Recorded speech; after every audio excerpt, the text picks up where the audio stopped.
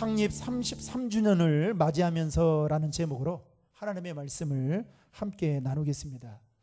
오늘은 우리 교회에 참으로 중요한 날입니다. 하나님께서 신도림 지역의 복음사역을 감당하도록 우리 신도림 중앙교회를 세워주신 지 33년째를 맞이하는 창립 기념주일입니다. 쉽게 말하면 교회의 생일인 것이죠. 33년의 긴 세월 동안 하나님께서 여기까지 우리 교회를 지켜주시고 인도해 주신 그 은혜를 생각하면 여러분 무엇으로 표현할 수 있겠습니까? 그러나 33년 동안 우리 교회를 지켜주시고 인도해 주신 그 은혜를 감사의 마음을 담아 이 시간 예배를 드릴 때에 우리 가운데 주님이 주시는 그 놀라운 은혜가 다시 한번 채워지는 은혜가 있기를 주님의 이름으로 축복합니다. 아울러서 교회 창립 33주년을 맞이하면서 앞으로 우리 교회가 어떤 교회가 되었으면 하는 이 질문을 우리 자신들에게 스스로 던져보면서 오늘 말씀을 통해 큰 은혜 받는 시간이 되길 바랍니다.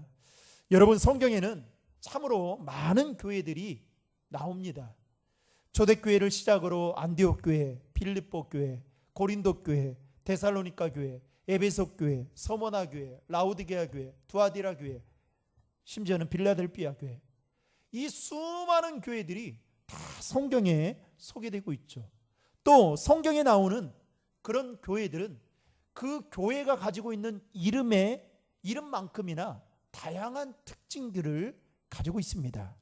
특별히 오늘 살펴보게 될 본문의 말씀은 안디옥 교회에 관한 말씀입니다. 여러분, 이 안디옥 교회가 세워지게 된 그 배경은 이렇습니다. 사도행전 11장에 보면 예루살렘에 살던 성도들이 스데반 집사의 그 순교 뒤에 엄청난 핍박이 일어나게 되었습니다. 예수 믿는 사람들이라면 핍박을 가했던 것이죠. 그래서 예수 믿는 사람들이 참고 견디다 못해 결국에는 그것을 이기지 못한 나머지 디아스포라처럼 제각각 살 길을 찾아 뿔뿔이 다 흩어지게 되었습니다.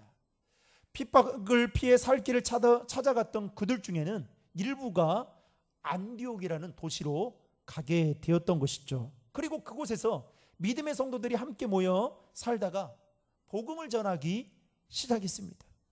여러분, 지금 내가 예수 믿는 것 때문에 핍박을 받는데, 그래서 핍박 때문에 안디옥에 왔는데 그 안디옥에서 복음을 전한다는 이 행위를 볼 때 여러분 정상적이지 않죠. 인간적으로 보면 이상하지 않습니까?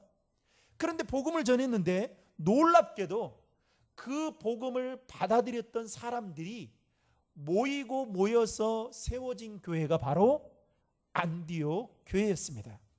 당시 안디옥은 인구 50만 명의 로마와 알렉산드리아에 이어서 세 번째로 큰 그리고 부유한 도시였습니다. 게다가 안디옥은 우상 숭배의 중심지였죠.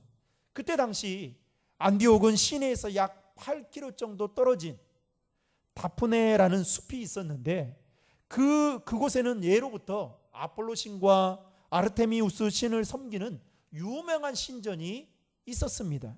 그리고 그 신전을 중심으로 다프네 숲속에서 어떤 일을 행하느냐, 성적인 타락이 종교적인 이름으로 자행되고 있었습니다. 그만큼 안디옥은 우상 숭배와 성적인 타락의 그 수위가 상당히 높았습니다.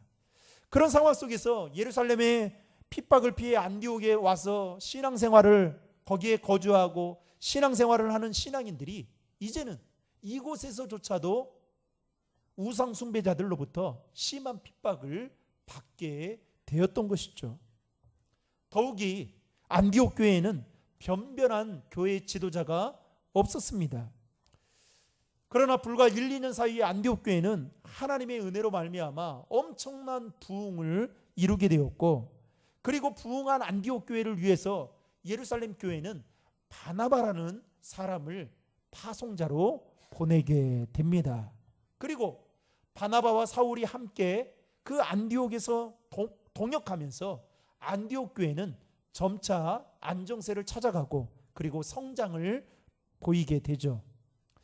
안디옥 교회 교인들은 만나는 사람들마다 예수를 자랑하고 복음 전하는 일을 열심히 하였고, 심지어는 예수를 믿으면서 그들의 삶이 조금씩 변화되어지기 시작했습니다.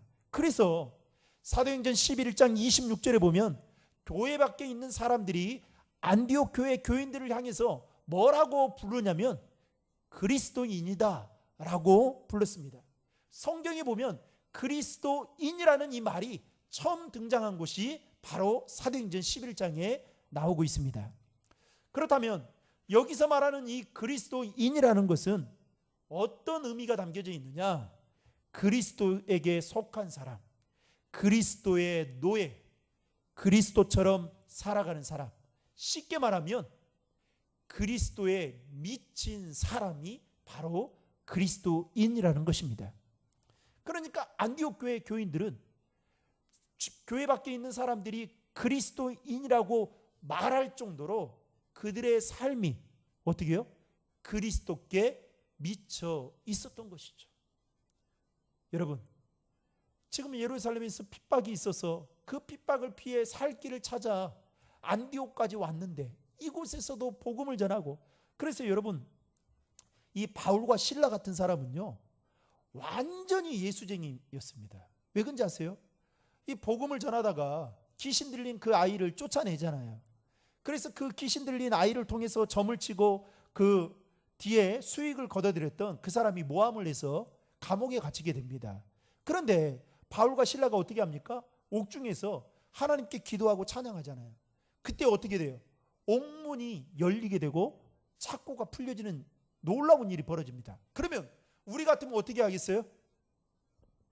할렐루야 아멘 하고 막 신발 챙기지 않고 그 자리에서 막 뛰어 도망쳐서 바로 나올 겁니다. 그렇죠? 이게 웬일인가, 행제다 하고 그러지 않겠어요? 그런데 여러분, 바울과 실라가 거기서 뭘 합니까? 간수를 보고 주 예수를 믿으라 라고 복음을 전하죠. 이게 바로 그리스도인이고 예수쟁이라고 말할 수 있는 것입니다. 안디옥 교회 교인들이 이와 같았다라는 것이죠. 바라건대 우리 교회도 교회 밖의 세상 사람들에게 안디옥 교회처럼 정말 저 신도림 중앙교회는 교회다운 교회다, 저 교회에 가서 보니 진짜로 예수쟁이들이 많구나 라는 이 칭찬받고 인정받는 교회가 되기를 주님의 이름으로 축복합니다. 우리 옆에 있는 분들에게 이렇게 인사했으면 좋겠습니다. 당신은 예수쟁이입니다. 시작.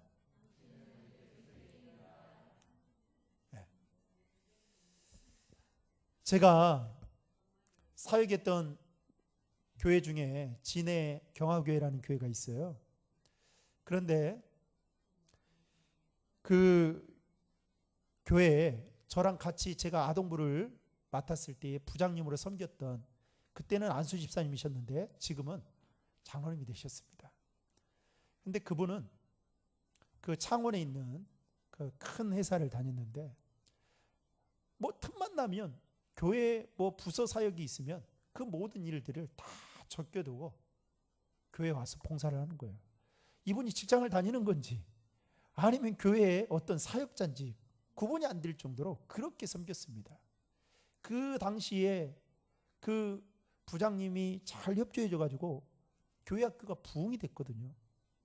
그런데 한 번은 일이 있어서 제가 전화를 드렸더니 전화가 잘 안 돼가지고 그 회사로 전화를 할 수밖에 없는 상황이었습니다. 그랬더니 놀랍게도 잠깐만 기다려 주십시오 라고 하더니 그 전화벨 소리에서 아주 나지막한 소리로 저에게 들렸습니다. 야 예수쟁이야, 전화 받아 라는. 그때 제가 그 집사님을 새롭게 봤습니다. 이분은 교회에서의 모습과 밖에서의 모습이 똑같구나. 진짜 예수쟁이. 근데 그 예수쟁이 장로님이 오늘 비행기를 타고 그 목사님과 함께 우리 교회에 온다고 하니 제가 면목이 없습니다.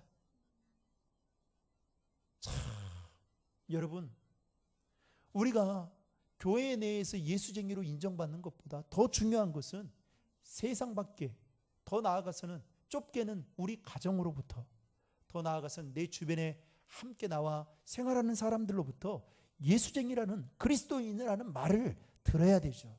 그 은혜가 있기를 주님의 이름으로 축복합니다.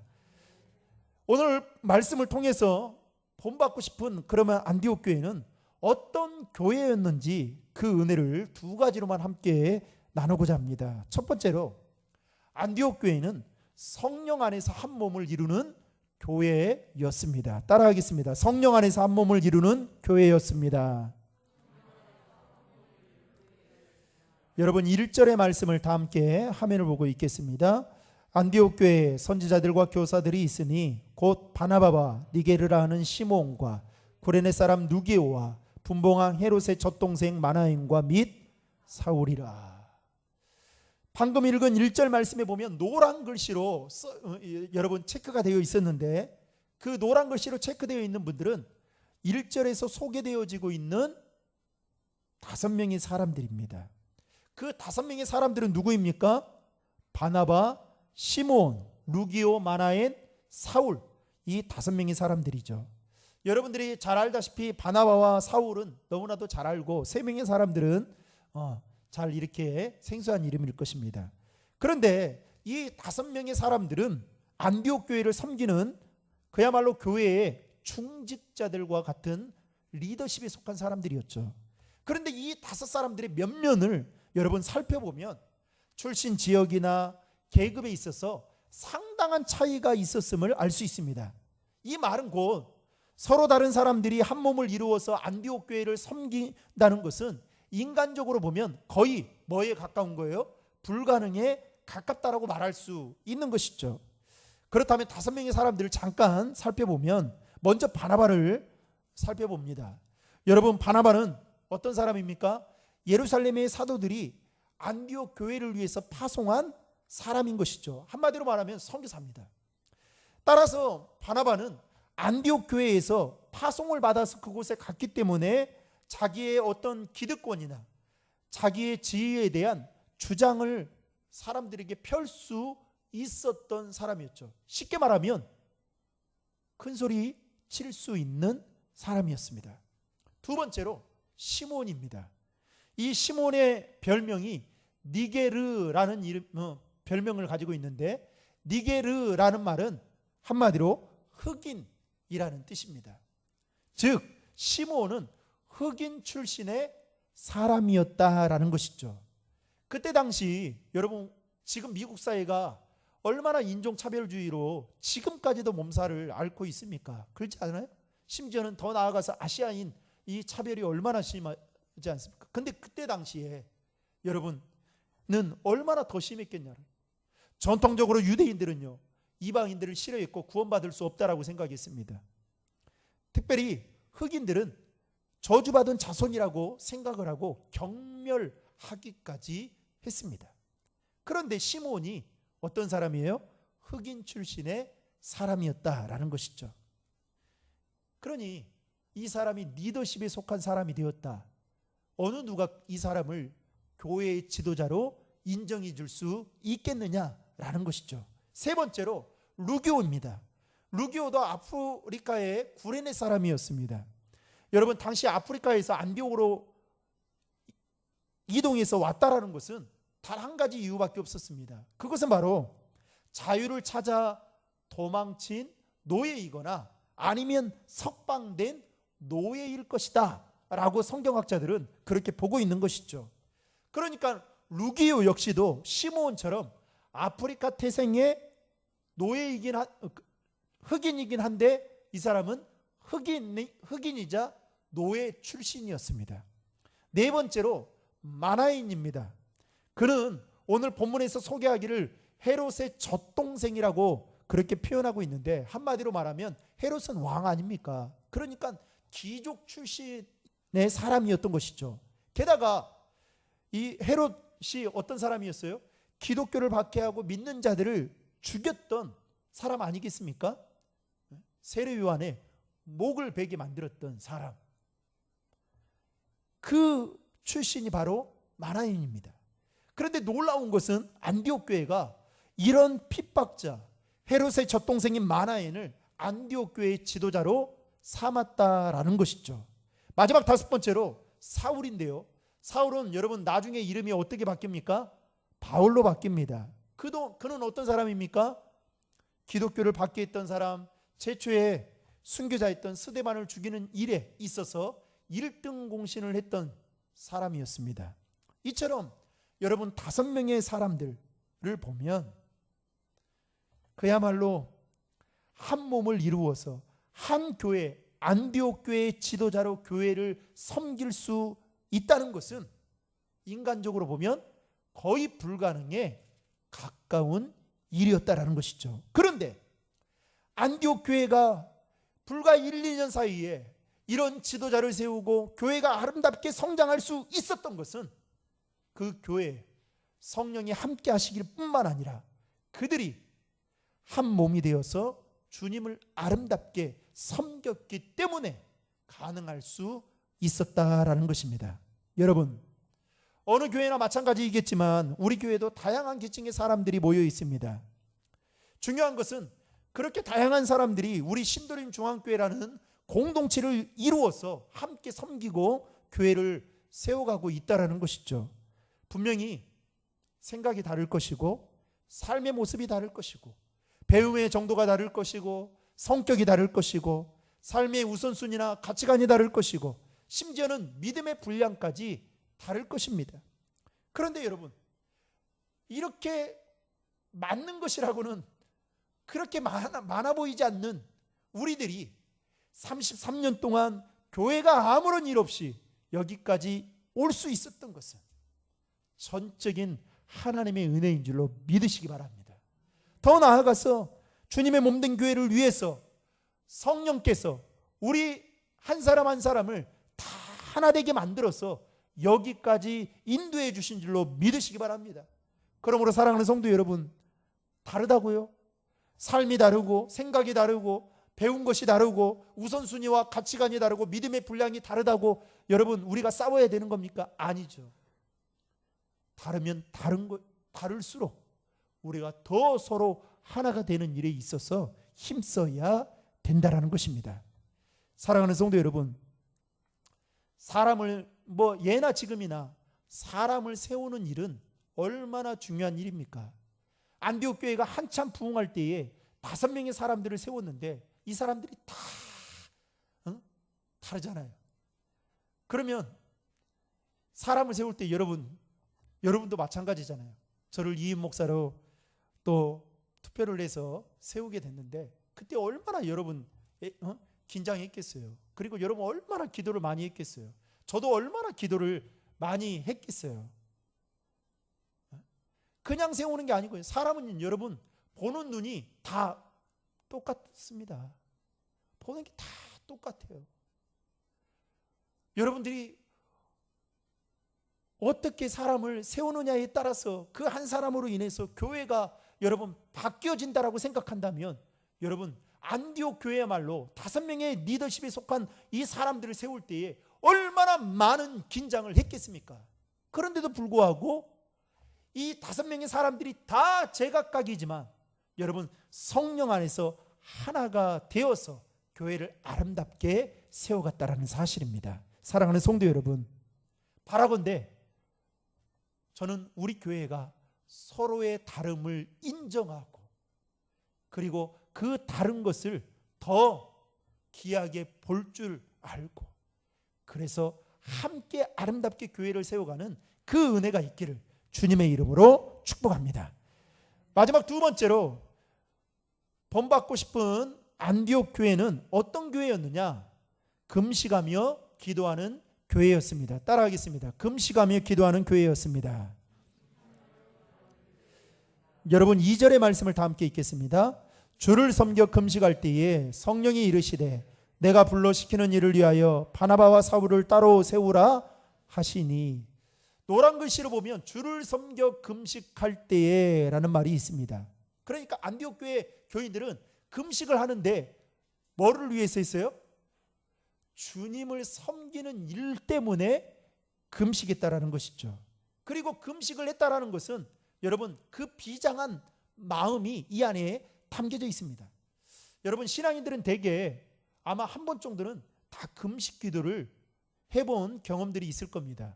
그런데 여러분 대개 금식 기도를 할 때 어떤 분은 뭐 일주일, 어떤 분은 막 길게 40일을 하시는 분들도 계시는데 여러분 금식 기도할 때 여러분 대개 무엇 때문에 기도하십니까?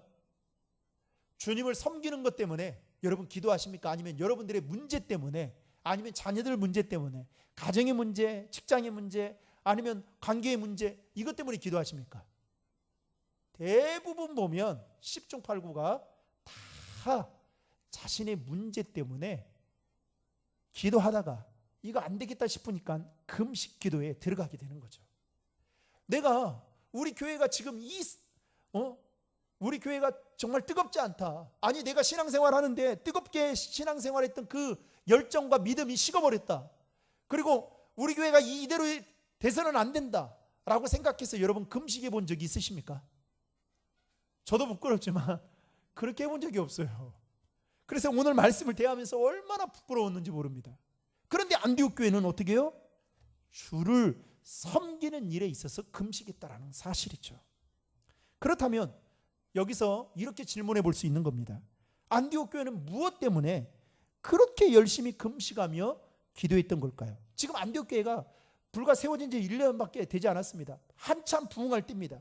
여러분 부흥하면 기도보다 어떻게 해요? 인간적인 인력을 동원하거나 물질 공세를 퍼붓는 게 여러분 세상적인 방식 아니겠습니까? 그런데 주를 섬기는 일에 금식했다라는 것이죠. 안디옥 교회가 왜 이렇게 할 수 있었느냐? 여러분 안디옥 교회 성도들은 그야말로 핍박을 피해서 모여서 그들이 예수를 믿게 되고 모인 사람들이 세워진 교회가 안디옥 교회입니다. 그런데 하나님이 엄청난 은혜를 부어주셨죠. 그 은혜를 경험하고 나니까 어떤 생각을 갖게 되냐면 이제부터 우리가 주님을 위해서 무엇을 해야 될까라는 깊은 고민에 빠지게 된 것입니다. 그래서 생각한 그때 안디옥 교회는 주를 위해 금식하며 기도해야겠다라는 마음을 모으기 시작했던 것입니다. 왜냐하면 안디옥 교회는 그동안 하나님의 은혜로 부흥을 경험했기 때문이었죠. 사랑하는 성도 여러분, 우리 교회도 마찬가지죠. 지난 33년 동안 하나님께서 우리 교회를 이만큼 성장시켜 주셨는데 그 은혜를 잊어버리고 지금의 모습에, 지금의 현재의 상황에 만족해서 안주하는 것이 아니라 이제 우리 교회가 33년 된 교회만큼 역사와 전통이 있는 만큼 이제 우리 교회가 무엇을 해야 하나님을 기쁘시게 할까라는 이 고민을 해야 될 때가 아닌가 싶습니다. 바라건대 안디옥 교회처럼 주를 위해 금식하며 기도하는 교회로 변화되는 은혜가 있기를 주님의 이름으로 축복합니다. 더 나아가서 우리 교회가 이 지역사회를 기도로 섬길 수 있는 그런 능력 있는 교회가 되기를 주님의 이름으로 축복합니다. 이것이 바로 33주년을 맞이하는 우리 교회가 닮아가야 할 교회의 모습인 것이죠. 결국 여러분 안디옥 교회가 기도에 전념하게 되었을 때에 오늘 본문을 보면 성령의 음성을 듣게 됩니다. 그 음성이 어떤 음성이었느냐? 바나바와 바울을 선교사로 파송하라는 음성이었던 것이죠. 여러분 3절의 말씀을 다 함께 읽겠습니다. 이에 금식하며 기도하고 두 사람에게 안수하여 보내니라. 2절에도 보면 성령이 이르시되 내가 불러 시키는 일을 위하여 바나바와 사울을 따로 세우라. 그렇게 말씀하고 있는 것을 보게 됩니다. 여러분 안디옥 교회가 얼마나 고민을 했을까요? 왜냐하면 안디옥 교회가 세워진 지 2년밖에 되지 않았습니다. 그리고 더군다나 그 당시에는 변변한 지도자가 없었습니다. 그런데 성령께서 갑자기 기도하고 있는 안디옥 교회에 주시는 말씀이 무엇이냐? 이 바나바와 바울을 선교사로 보내라는 것이죠. 여러분 바나바와 이 사울은요 안디옥 교회에 있어서 기둥과 같은 거목들이었습니다. 존재들이었어요. 만약에 이 두 사람이 여러분 안디옥 교회에 빠져나가게 된다면 아마도 안디옥 교회는 엄청난 큰 타격을 받게 될 있을런지도 모릅니다. 그럼에도 불구하고 안디옥 교회는 성령의 음성에 믿음으로 순종하여 두 사람을 파송했다라는 것이죠. 목사가 가장 마음 아플 때가 언제인지 아세요? 보여야 될 성도들이 보이지 않을 때예요. 그런데 더 마음 아픈 거는 언제냐? 성도들이 여러 가지 이유들로 인해서 교회를 떠날 때입니다.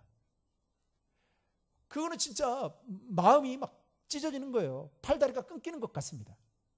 그런데 더 마음이 짠한 것은 그렇게 교회를 잘 섬겨왔던 일꾼이 직장일로 인해서 아니면 가정사로 인해서 멀리 다른 지역으로 떠날 때 보내줘야 될 때 그때는요 참 축복해서 보내줘야 되는데 이러지도 못하고 저러지도 못할 때예요. 그런데 한번 생각해 보십시오. 바나바와 사울이 지금 이렇게 선교사로 파송을 간다. 이거 좋은 일 아니겠습니까? 그런데 인간적으로 보면 안디옥 교회는 그런 마음이 저와 같은 마음이 충분히 들을 수 있다라는 것이죠. 그런데 안디옥 교회가 그럼에도 불구하고 이런 성령의 음성에 순종할 수 있었던 이유가 무엇 때문이었냐? 안디옥 교회 교인들에게는 이런 믿음이 있었기 때문입니다. 그 믿음은 무엇이냐? 하나님이 안디옥 교회를 여러분 세워주시고 안디옥 교회를 지금까지 부흥토록 인도해 주셨는데 그 하나님이라면 이 두 사람을 선교사로 파송한다 할지라도 안디옥 교회를 우리 교회를 충분하게 축복해 주시고 흥왕시켜 주실 것이다라는 이 확실한 믿음이 안디옥 교회 성도들에게는 있었기 때문이었습니다. 그래서 그 일이 가능할 수 있었던 것이죠. 따라서 이 믿음이 우리들에게도 필요한 것이죠. 여러분 33년의 시간은 결코 짧은 시간이 아닙니다. 사람의 나이로 따지면 청년에 속한 나이죠.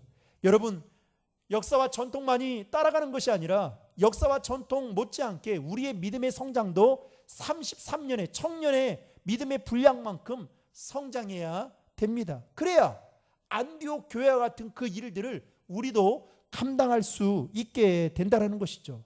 여러분 33년 청년들 그 보면 33세 청년 있습니까? 우리 교회 청년 33세 있으면 축하해 주려고 했는데 여러분 그 33세 청년이 되면요 딱 예수님이 돌아가신 그 나이지 않습니까? 그때 되면요 청년들에게 막 열정이 있어요. 믿음이 막 충만합니다. 물불을 가리지 않습니다. 근데 여러분 우리의 믿음이 그래야 될 거 아니에요. 그런 믿음의 열정과 그 하나님 사랑하는 그 뜨거운 마음이 저와 여러분들에게도 충만하기를 주님의 이름으로 축복합니다. 그리고 하나님께서 33년의 시간들 속에 우리 교회를 이만큼 축복해 주셨습니다. 대형 교회 아니면 이보다 조금 작은 교회 우리 교회와 비교하면 우리 교회는 턱없이 부족하기도 하죠. 그러나 돌이켜보면 여기까지 오게 된 것도 하나님의 은혜인 것이죠.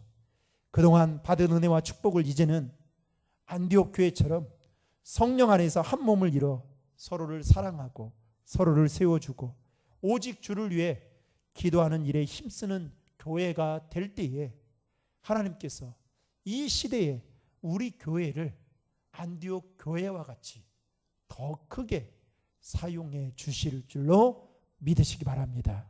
이 거룩한 비전을 품고 앞으로 330년, 50년, 100년 더 힘차게 믿음의 다른 박제라는 저와 여러분 될 수 있기를 주님의 이름으로 축원합니다.